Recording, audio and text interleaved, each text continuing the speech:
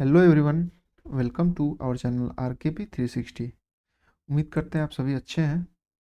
और हम लोगों ने जिस तरीक़ा से अपने सीरीज बी को कंप्लीट किया आइडम का, उसी तरीक़े से आज क्लास नंबर फर्स्ट है जो कि सीरीज सी का है। उम्मीद करते हैं आप सभी ने आइडम बी को अच्छे तरीक़ा से कंप्लीट किया होगा। और उसी के साथ अब हम लोग अपने क्लास को स्टार्ट करते हैं। क्लास नंबर फर्स्ट है, क्लास नंबर फर्स्ट, ठीक है। और जितने बेहतरीन तरीक़ा से हम लोगों ने बी को कंप्लीट किया, ए को कंप्लीट किया, सेम उसी तरीक़ा से हम अपने सी को भी उसी इंजॉय के साथ कंप्लीट करेंगे। और उम्मीद करते हैं सेशन आप लोगों को अच्छा लगेगा, और अच्छा लगे तो प्लीज़ अपना प्यार दिखाइए, लाइक सब्सक्राइब शेयर कीजिए अपने भाई को, ताकि और बेहतरीन वीडियो आपके साथ हम इस मोटिवेशन के साथ लाएँ। चलिए बिना समय गंवाए स्टार्ट करते हैं। पहला आज जो आइटम है वो क्या है उसको देखते हैं। पहला जो आइटम है, गेट जो है ये हमारा दे भी सकता है, नहीं दे सकता है, ठीक ठीक है। इसलिए हम इसको एक अंडरस्टैंडिंग तौर पे ब्रैकेट में रखे हुए हैं। Get carried off once fit. Get carried off once fit का मतलब होता है जैसे रोमांचित होना, है ना। रोमांचित दैट मीन्स सपोज दैट आप हैं और आपको ये बता दिया गया कि आप जो हैं इस सारे मैच का मैन ऑफ द मैच आप ही हैं। तो आपके अंदर से वो मतलब एक उत्तेजना जगेगी, एक रोमांचित होंगे आप कि चलो भाई। तो उसी सेंस में इसको बोला जाता है कि रोमांचित होना, है ना। इसको हमने ऐसे लिख सकते हैं हम लोग हिंदी में, रोमांचित, रोमांचित होना, ठीक है। रोमांचित होना। अगर ज़रा हिंदी का एरर हो उसको करेक्ट कर लीजिएगा, क्योंकि एग्ज़ाम में हिंदी ऐसे पूछा नहीं जाएगा, इसलिए हम उसको थोड़ा सा नेगलेक्ट करके चल रहे हैं। रोमांचित हो जाना, ठीक है। बात की जाए इसकी इंग्लिश मीनिंग की। इंग्लिश मीनिंग क्या है? टू COMPLETELY, कंप्लीटली ओवरवेल्म, ठीक है। Overwhelm someone, ONE with someone with enthusiasm, enthusiasm, ठीक है। मतलब ये हुआ कि आप बहुत अधिक रोमांचित हैं, बहुत खुश, मतलब इस सेंस में आप यूज कर सकते हैं। इसका पूरा है यहाँ तक है, कैरिड ऑफ वंस फिट, है ना, कैरिड ऑफ वंस फिट। ये पूरा आइटम यहाँ तक है। इसका फॉन्ट जो है मैंने बड़ा मतलब जानबूझकर इसलिए किया ताकि आप लोगों को अच्छे से ये दिखे और अच्छे से आप इस पर कंसंट्रेट कर पाएँ। इसलिए मैंने इसका जो फॉन्ट है वो थोड़ा सा बड़ा किया है। चलिए अब बात की जाए इसकी एग्जाम्पल की, ठीक है। तो जैसे एग्जाम्पल हम लोग अप गेट को भी इसमें इंक्लूड करते हैं, ठीक है। सपोज दैट ही, गेट की जगह पे आप गॉट लिख लीजिए। और ये हमारा एक आइटम का ही पार्ट है, इसलिए हम आइटम को दूसरे कलर से यूज करेंगे सेंटेंस में। He got carried of his fit, ठीक है। वो कब रोमांचित हुआ? वेन, जब उसने, when he was, he was declared, he was declared, DECLARED, ठीक है। declared to have on the match या प्राइज, जो आपको अच्छा लगे सेंटेंस में आप लिख सकते हैं, ठीक है। कहने का सेंस ये है, वो जो है बहुत रोमांचित हुआ जब वो देखा कि मेरे को मेडल के लिए डिक्लेयर किया गया है, मेरे को मेडल देने के लिए क्या किया गया है, मेरा नाम को घोषित किया गया है। इस सेंस में आप इसको यूज कर सकते हैं। On cloud nine. On cloud nine का मतलब ये होता है, जैसे ये पता चल रहा है ना सेंटेंस से, ऑन रह भी सकता है, नहीं भी दे सकता है क्वेश्चन में, ठीक है। इसलिए हम लोग इसको अंडरस्टूड समझेंगे। क्लाउड नाइन का मतलब होता है, क्लाउड जब हम देखते हैं बादल की तरफ तो क्या एक बहुत अच्छा फीलिंग आता है, एक आनंदित होते हैं हम लोग, है ना। इसको हम लोग ऐसे बोल सकते हैं, अति आनंदित, अति आनंदित, बहुत अधिक खुश, दैट मीन्स ये हम बता सकते हैं इसको। वेरी हैप्पी, इसको हम लोग वेरी हैप्पी बोल सकते हैं, ठीक है। बात की जाए इसकी एग्जाम्पल की, तो एग्जाम्पल हम सेंटेंस में कैसे यूज करेंगे। सपोज दैट आपकी कोई महिला मित्र हैं, उनसे आपकी शादी हो जाए, तो आप जाहिर सी बात है बहुत अधिक खुश होंगे। उस पर हम लोग एग्जांपल लेते हैं आफ्टर। आप हम हर ले रहे हैं, हम किसी महिला बता रहे हैं, आप चाहे तो हिज भी ले सकते हैं। After her engagement, engagement with, किसके साथ, with her lover, with her lover, these days, these these days she is, she is on cloud 9।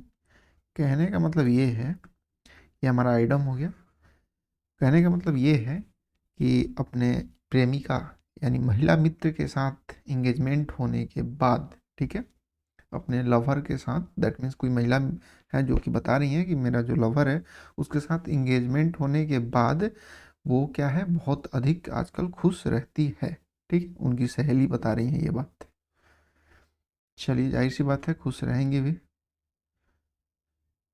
चलिए अब हम लोग थर्ड नंबर क्या देखते हैं, call a spade a spade.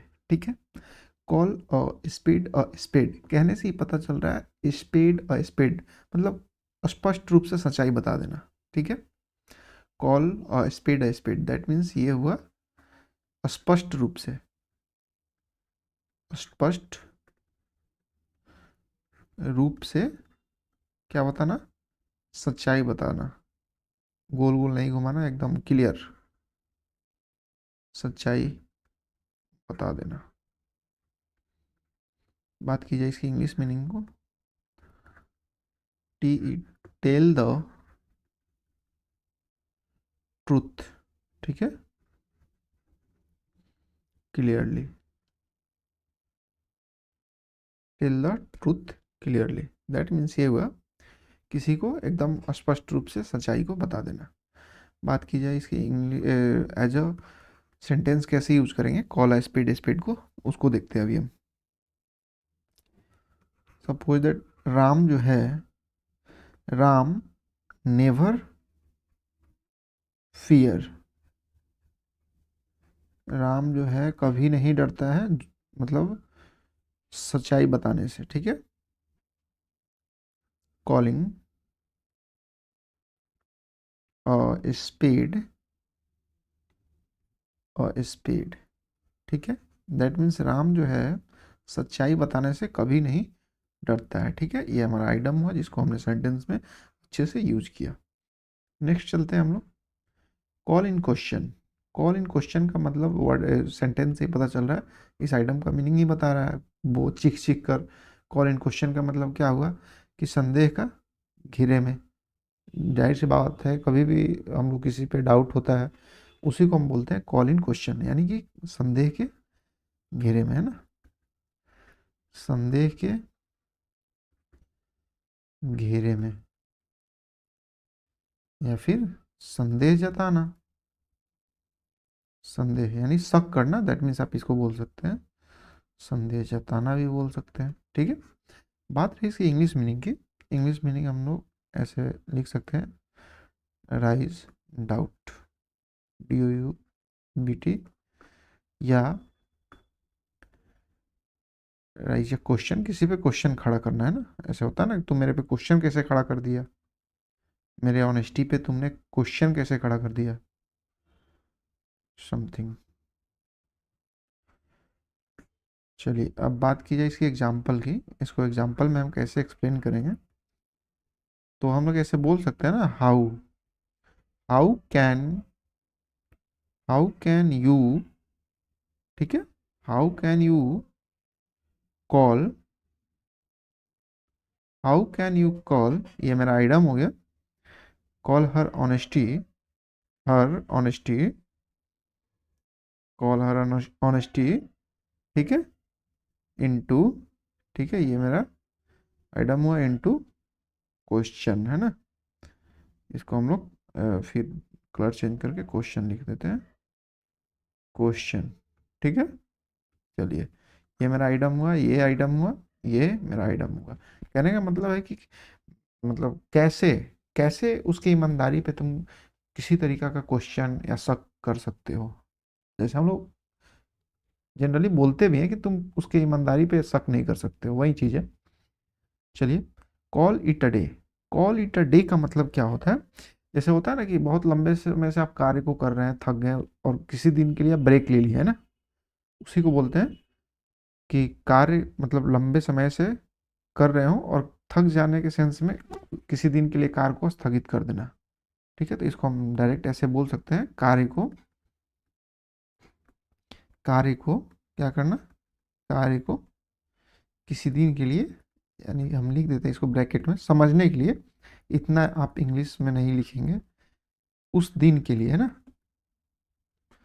उस दिन के लिए क्या करना, स्थगित कर देना, स्थगित कर देना, है ना, कर देना, ऐसे आप लिख सकते हैं। बात की जाए इसको, तो हम लोग इसको इसको इंग्लिश में कैसे लिख सकते हैं? To stop what you are doing because because you are tired, ठीक है। यानी कि किसी कार्य को आप लंबे वक्त से कर रहे हैं और किसी दिन ऑफ कर देना, दैट मीन्स, और उसके पीछे रीजन ऑफ करने का क्या है, तो बस वही थके हुए हैं। एग्जाम्पल के तौर पे अब इसको हम कैसे एक्सप्लेन करेंगे? We have already already worked long, ठीक है। Let's let's call it day, इसलिए चलो आज काम को बंद करते हैं। Let's call it a day, आज छुट्टी मारते हैं, बंद करते हैं, जनरली हम लोग करते हैं ऐसे। बात करते हैं call the shot. Call the shot का मतलब क्या होता है? देखिए, call the shot, call the shot का मतलब क्या होता है? जैसे प्रभावी होना या किसी को निर्देश देना, दैट मीन्स आप ये बोल सकते हैं कि एक ऐसा व्यक्ति जो लीड करता हो, किसी को आदेश देता हो, मतलब एक समझिए ना, एक लीडर के तौर पे किसी घर में जैसे होता है ना, हमारे फादर लीडर होते हैं या दादाजी हैं तो दादाजी लीडर होते हैं, उसी सेंस में आप इसको बोल सकते हैं। क्या होना?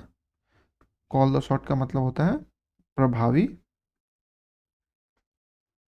प्रभावी होना, ठीक है, प्रभावी होना एवं किसी को निर्देश देना। हमारे दादाजी बोलते हैं ना, घर में हमारे दादाजी भी जो बोलते हैं वही होता है ना, वही निर्देश देते हैं, ये सेंस में यहाँ पे यूज होता है इसको, कॉल द शॉट्स। लोगों को लोगों को ही तो कोई निर्देश देगा ना, ये तो अंडरस्टैंडिंग पार्ट है। चलिए, अब इसको हम लोग एक्सप्लेन करते हैं इंग्लिश में। तो इंग्लिश में कैसे एक्सप्लेन करेंगे? To have control over the progress, GRE progress of a situation, किसी भी सिचुएशन को क्या करना? कंट्रोल करना। चलिए, अब बात की जाए इसको एग्जाम्पल पे कैसे यूज करेंगे, वो देखिए। सपोज दैट हम ही आपसे पूछ रहे हैं, who who is calling the shot in this house या इन योर हाउस, ठीक है। आपके घर में कौन निर्देश देता है? आप लोग मैसेज करके बताइए, कमेंट करके। Who is calling the shots in YOUR, sorry, इसको तो हमको दूसरे कलर से यूज करना था ना, ये फिर आइटम पता ही नहीं चलेगा आइटम कौन सा है, इसलिए इसको हम दूसरे कलर से यूज करते हैं, ठीक है।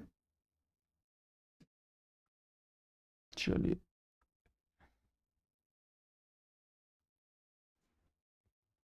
अब हम लोग करते हैं इन योर हाउस। ठीक है, आप लोग कमेंट करके बताइएगा कौन who is calling the shot in your house या होम। ठीक है, चलिए इसी के साथ ये सेशन हुआ एंड। और सेशन अच्छा लगे हो तो प्लीज़ आपसे एक रिक्वेस्ट है, क्लास को सब्सक्राइब शेयर कीजिए अपने दोस्तों के बीच, और फिर हम लोग नेक्स्ट क्लास कल लेकर आएंगे इसी के साथ। तब तक के लिए बाय, और अच्छे से फेयर कीजिए, और हम आपको प्रॉमिस करते हैं एक भी आइटम आपसे मिस नहीं होगा in civil court clerk examination and peon examination. So you can do it. Bye.